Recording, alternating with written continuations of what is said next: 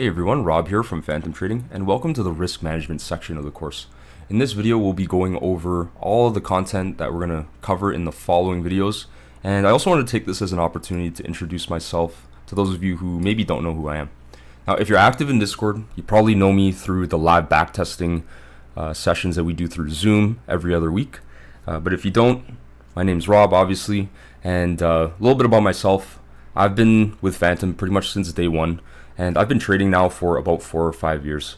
Now, I don't consider myself an expert by any means, but the one thing I do feel very confident in teaching is risk management. Why? Because I've kind of gone through it and made the mistakes myself. So I wanted to create this video series to actually help teach you guys, a little bit about risk management and how it works, the mechanics behind it, the psychology behind it, all of that, so that you can avoid making the same honestly stupid mistakes that I've made in the past.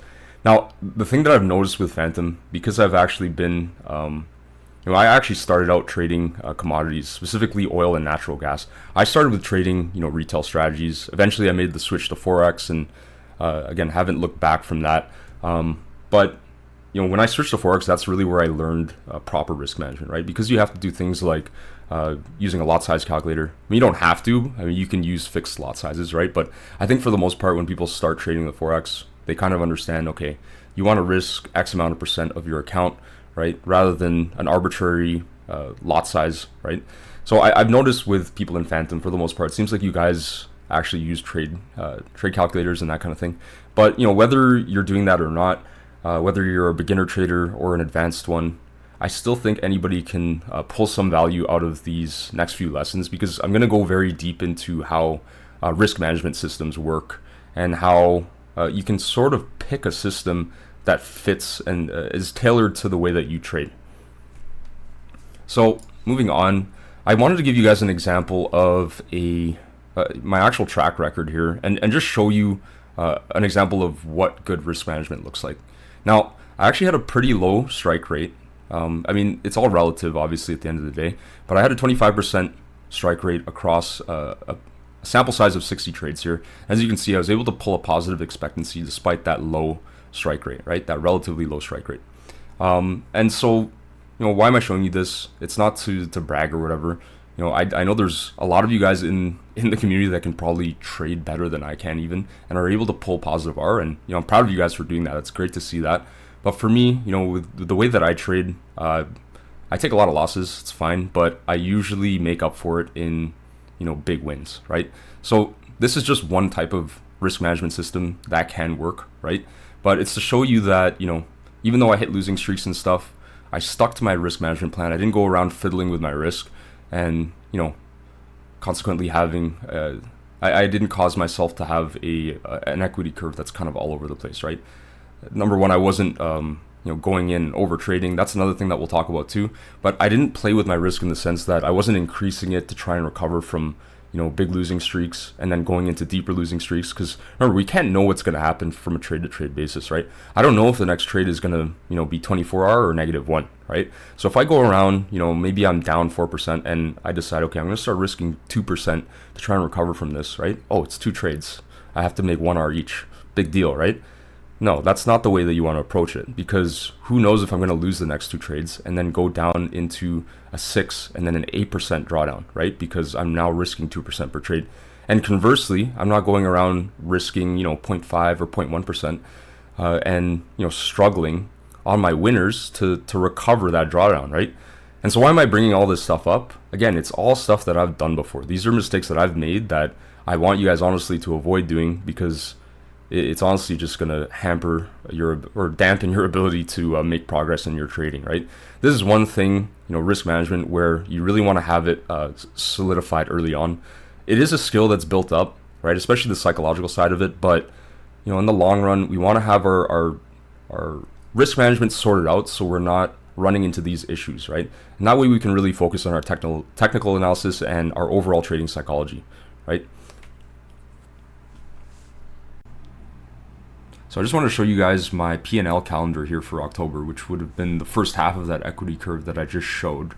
And the reason I want to show you guys this is because, look, I even hit some pretty big losing streaks of 5 losses in a row a couple times over the month and I was still able to pull a positive expectancy because again, my winners like made up for it, right?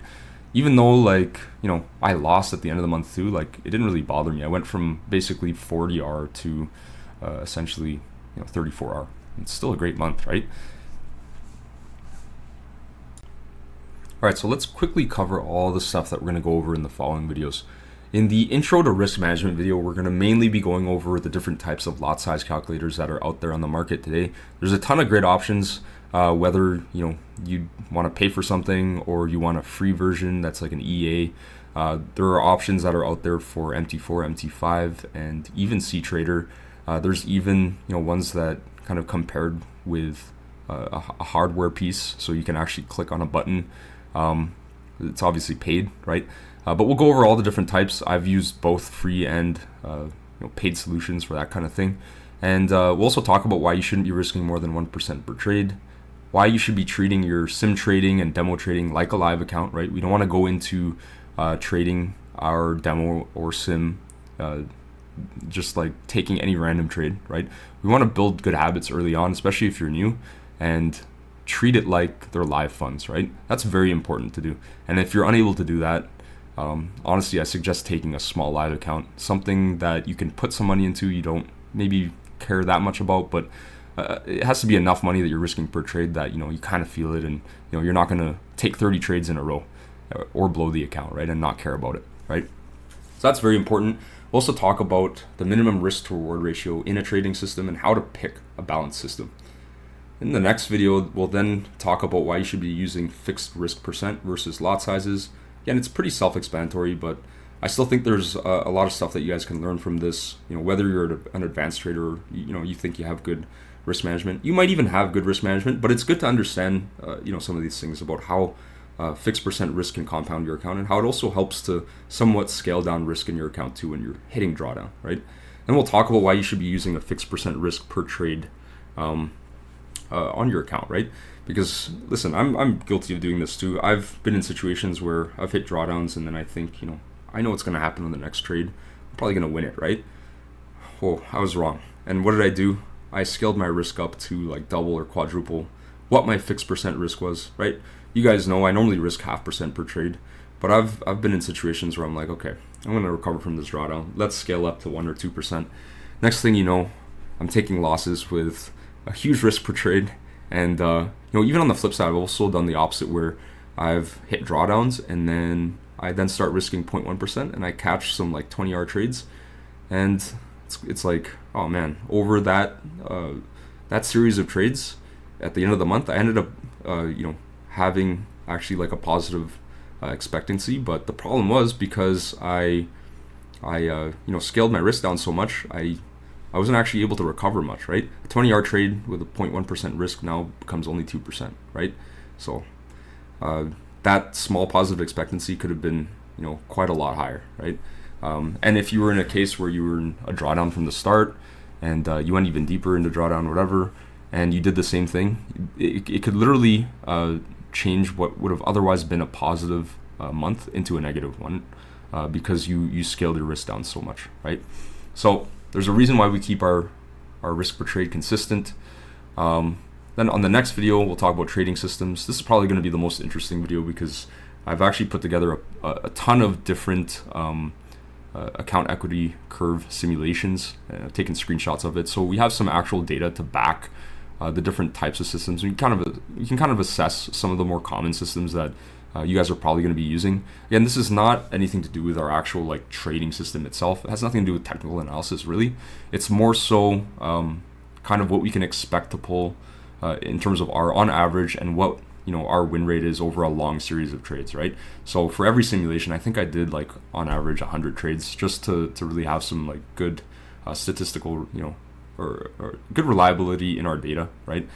If we have like a small sample size of 10 trades, obviously like 10 trades doesn't really mean much. If we then have 100 trades and we let the probabilities play out, we can more easily rely on that data set, right? Because we have enough data to back it. It's more statistically significant, right? We'll talk about the different types of systems and why extreme systems can be counterproductive, and we'll talk a little bit about trade frequency and exposure to risk, that kind of thing. And then last but not least, we'll talk very briefly about the psychology of risk management. Actually, it's not even going to be briefly. This is probably going to be one of the longer videos in this section. But this more so relates to, again, risk management. We're not talking so much about the technical side of things, but we will touch upon some of those facets of trading. But we're mainly going to cover things like account durability, the psychology of drawdowns, how to handle losing streaks, and how to build a proper trading psychology with that. And on top of that, we'll also talk about impulsiveness, over trading, and even being too conservative, right? Now, a little caveat to that. With being too conservative, I don't think there's anything wrong with being a conservative trader. There are team members on Phantom that I trade with pretty closely that I know they're very conservative traders, but they're conservative in the right way, right? When I'm talking about being too conservative, I'm talking more so about being fearful to enter trades that fit within your trade plan, right? Ones that you should be taking, trade setups that you should be executing on. If you're being overly conservative and not taking those trades, like that's definitely an issue, right? We don't want to be fearful or have like these emotions while we're trading, right? Trading should be really like a stress-free experience. You should trust in yourself. A lot of it comes with time and experience, but it's stuff that I think you guys should be aware of early on, even if you're new. Whether you're new or advanced, it's stuff that you should be aware of, period. We'll talk about revenge trading, how to stop doing it. I'm guilty of doing it. I found a rule that really helped to mitigate that problem that I had, very drastically improve my trading. We'll talk about how to find consistency in your trading. Obviously, consistency in your trading from a technical standpoint is very important, but so is consistency in your risk management, right? Remember, risk management is honestly number one. It's your number one rule. If you don't have risk management, you will blow accounts.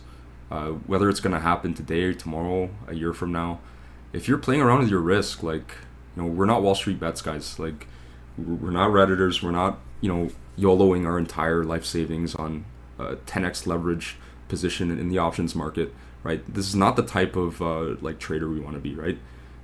As much as some of these people out there maybe are making a fortune, there are a ton of people that also lose their shirts over it, right? It's a serious thing. So you don't want to approach Forex like that. And listen, I'm not saying any of you guys are doing that. I actually think Phantom in general has pretty good risk management from what I've seen in the community. Definitely every team member I know has good risk management. Nobody's playing around like that. But it has to be said, right? I think there's a lot of hype surrounding things like stocks and cryptos and stuff like that. You just gotta be careful of it, right? Understand the inherent risk behind a lot of these things, right? Forex is a little different. I think it's better. We're kind of more forced to calculate our risk. And if you're not, again, I hope I can convince you guys to start taking your risk management a little bit more seriously. Because again, it's going to help you in the long run, right? We want you guys to build an equity curve that's stable and something that's able to attract funding, whether you're going for prop firm funding or in the future you want to secure private funding. It's important you have these things set up, right? No investor is going to want to invest in somebody that is all over the place with their risk management and has a high chance of going into a deep drawdown that they're unable to recover from, right? Investors want to make money. You want to make money. Let's make money in a consistent way, right? We'll then talk about accepting risk, getting rid of ego, and how to approach your trading from a holistic standpoint and playing the long game, right? Again, very similar to the stuff that I just kind of covered. But anyways, I hope you guys are looking forward to the next few videos. Definitely looking forward to recording them. Should be fun, and enjoy.